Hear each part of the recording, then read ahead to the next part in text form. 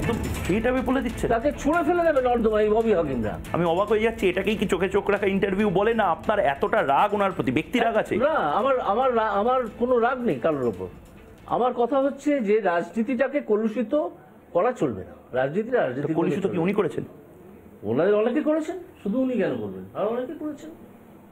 ওদের দল, ওদের এ প্রাপ্ত, ওদের বদান্যতায় একজন খাঁচায় থাকা সাংবাদিক, খাঁচায় ছিলেন ভুবনেশ্বরে, তিনি আবার নতুন একটা চ্যানেল খুলে আজে বাজে বকেন। একটা হাউস থেকে তাড়িয়ে দেওয়া হয়েছিল তাকে ওভারনাইট, তার সেও তো হয়েছে। পুলিশকে ব্যবহার করা হচ্ছে বারবার বারবার। আমরা নিজেরাও রিপাবলিক বাংলার তরফ থেকে হাইকোর্টে আইনজীবী হিসেবে আমি যেটা বলেছি, যেটা আমি দেখেছি, শুভেন্দুর হাতে কতগুলো কাগজের মোড়ক দেওয়া হয়। শুভেন্দু অধিকারী কাগজে মোড়া টাকা নিচ্ছিলেন বলে অভিযোগ ছিল। কাগজে মোড়া যেটা নিচ্ছিলেন, শুভেন্দু বলেছেন 5, 10, কে বলতে পারে 50, ভেতরে কি আছে? আমার প্রথম প্রশ্ন, ভেতরে কি গোলাপ ফুল থাকবে? গোলাপ ফুল থাকুক আর হাফ প্যান্টই থাকুক, আপনাকে প্রথম আমার প্রশ্ন হবে একজন আইনজীবী হিসেবে, যে আপনি দেখেছেন কাগজের ভেতরে কি ছিল?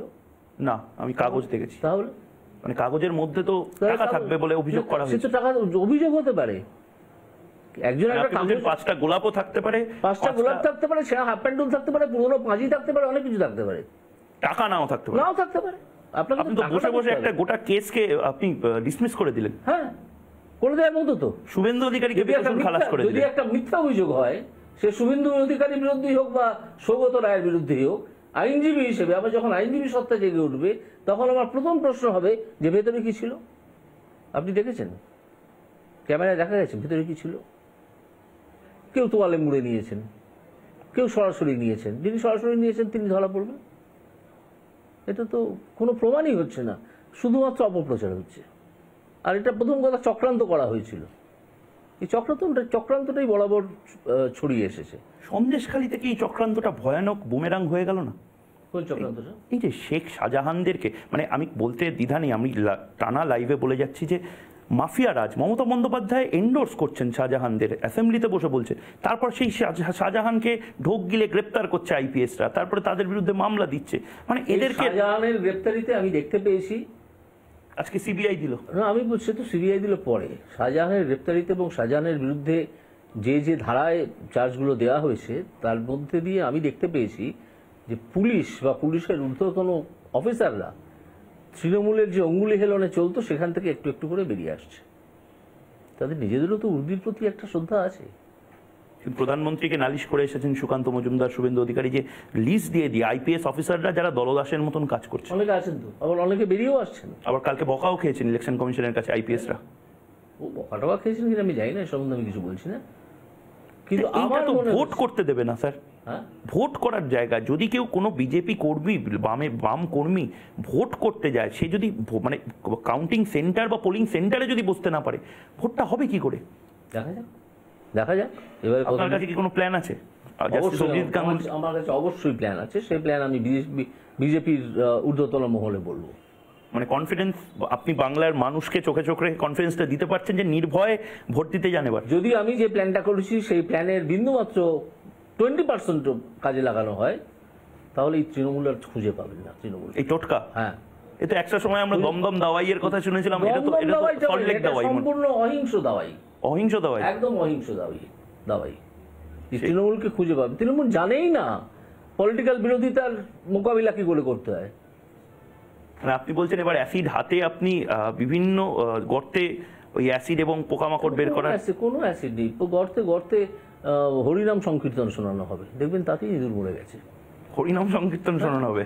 হ্যাঁ, হরিনাম সংকীর্তন, জয় শ্রীরাম বললেই দেখবেন ইঁদুর মরে গেছে। তা পাল্টা যখন চরম চরম ঢাক বাজাবে বিভিন্ন নতুন নতুন অনুব্রত, শাহজাহানরা, নতুন নতুন অনুব্রতের জন্ম হয়, তবে তো সেই জন্মটাই তো হবে না। আপনি আজকে আমি শুনছিলাম প্রেস কনফারেন্সে বলছেন ঝাঁটা লাঠি হাতে তৃণমূল কর্মীদের বাড়িতে চলে যাবে, এটা তো আমাকে জিজ্ঞেস করা হয়েছিল, প্রশ্নটা ছিল যে এই আসন্ন নারী দিবসে আপনার কি বার্তা থাকবে? হ্যাঁ, নারী দিবসে গোলাপ ফুলের জায়গায় ঝাঁটা হাতে মহিলারা তৃণমূল কর্মীদের বাড়ির সামনে যাবে? তৃণমূল কর্মীদের বাড়ির সামনে যাবে না। তাহলে যে তৃণমূল কর্মীরা বা যে মানুষেরা, সন্দেশখালীর মতো ঘটনা বিভিন্ন জায়গায় তো ঘটছে, এ খবর আমাদের কাছে আসছে, আপনাদের কাছেও নিশ্চয়ই আসছে, শুধু সন্দেশখালী একটা বিচ্ছিন্ন জায়গা নয়, সেই মহিলাদের কাছে আমার বার্তা হচ্ছে যে আপনারা ঝ্যাঁটা এবং লাঠিও নিয়ে যে মানুষগুলো এই কাজ করে তাদের বাড়ির সামনে গিয়ে বিক্ষোভ দেখান। সে তৃণমূল না হয় যদি অন্য আপনি অভিষেক বন্দ্যোপাধ্যায়ের মতনই বলছেন। অভিষেক বন্দ্যোপাধ্যায় ঠিক এটাই বলেছিলেন এবং এই কেসটা আদালতে গেছিল। শুভেন্দু অধিকারী, কে অভিষেক বন্দ্যোপাধ্যায়? তৃণমূল নেতারা বলেছিলেন, মাফ করবো, তৃণমূল নেতারা বলেছিলেন। আপনি মানে স্পিকটি নট, অভিষেক বন্দ্যোপাধ্যায়ের নামটা আপনি নেবেন না কোথাও। এটা কে সে? তার মানে আর পরে সাংসদের নাম দেবেন না। একটা কোম্পানি যার সিইও তিনি। এরকম অনেক কোম্পানিতে দালোয়ান চাকর সব সিইও হয়ে থাকে, ডিরেক্টর হয়ে বসে থাকে। এরকম অনেক কোম্পানি, ফেক কোম্পানি, জাল কোম্পানি আছে, আমাদেরকে মেনে নিতে হবে নাকি? আমি আমার এতেই তো সেদিন ধরা পড়েছে। আমি বসেছিলাম ইজলাসে, আমি তাদেরকে জিজ্ঞেস করলাম যে ভাই তোমাদের এই কোম্পানিটা প্রাইভেট কোম্পানি না পাবলিক কোম্পানি? তারা জানে না। তারপর বললো আমরা তো চটকলের সুপারভাইজার, আমাদেরকে 10,000 টাকা বেশি মাইনে দেবে বলেছে, দিয়ে ডিরেক্টর করে দিয়েছে।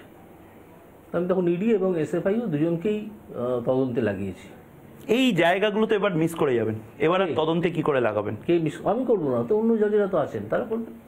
মানে হাকিম বদল হলেও হুকুম বদল হবে? কখনো হবে না, হওয়ার কথাই না, হওয়ার কথাই না।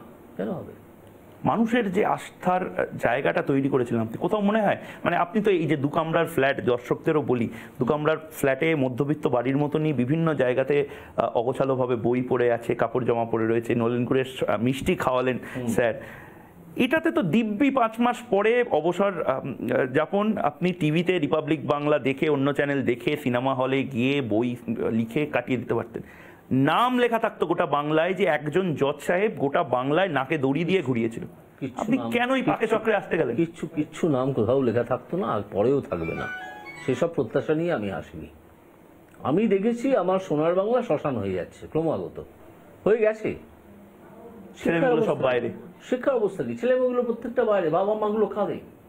পুরো সল্টলেক জুড়ে এখন একটা বৃদ্ধাবাস হয়েছে, প্রত্যেকটা বাড়িতেই বৃদ্ধ বাবা মা, তাদের ছেলেমেয়েরা দুরন্ত রেজাল্ট করে বাইরে চলে গেছেন। কিছু না হলে ব্যাঙ্গালোর গেছেন, দিল্লি গেছেন। পরিযায়ী শ্রমিক হয়ে মুর্শিদাবাদে কাজ, মুর্শিদাবাদের ছেলেমেয়েরা দুবাই চলে যাচ্ছে। বাংলায় থাকছে না কেন?